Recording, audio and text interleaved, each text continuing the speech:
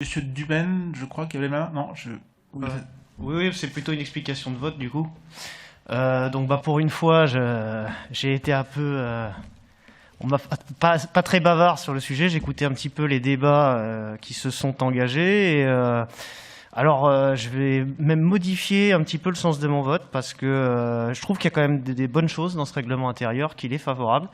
Néanmoins, j'ai bien entendu les interventions de Madame Silva de Souza et de Madame Rodier, et c'est vrai qu'il y a quand même des choses qui posent question, enfin qui me posent question. Voilà, j'ai entendu des choses qui ne me plaisent pas, à savoir des repas qui avaient été coupés en deux à plusieurs reprises. Il n'y a pas de lettre d'excuse, mais du coup, je comprends mieux la négociation sur les repas de substitution gratuits, hein, parce qu'ils devaient être quand même pas dans une position favorable pour négocier. Hein. Et d'autre part, c'est vrai que moi, vraiment, le point de blocage, c'est cette histoire de 13 ans. C'est vrai qu'il faut reconnaître. Alors, c'est vrai, l'éducation nationale, ils ont une façon de fonctionner, mais c'est leur responsabilité, à la limite. C'est à eux de prendre les décisions, c'est aux ministres de voir ça. Là, c'est nous. Hein, Monsieur Finel en parlait l'autre fois sur le sujet d'émotion. Là, c'est nous qui votons, donc c'est nous, quelque part, qui nous engageons.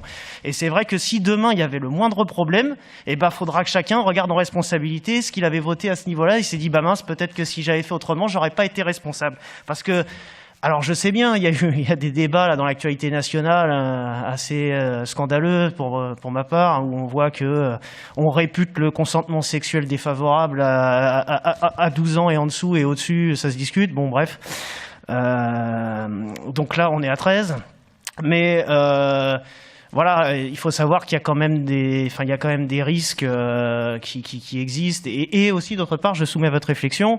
Alors certes, l'éducation nationale ont leurs propres règles, mais c'est à 16 heures. Là déjà, après l'étude, on commence à arriver plus tard dans la journée. Donc il peut y avoir moins de vigilance suite au passage, les gens qui circulent. En plus, il y a une vague de gens. Donc là, on est quand même un peu plus tard dans la journée. Et, alors je souhaite pas, mais c'est vrai que malheureusement, il existe des gens qui sont malveillants.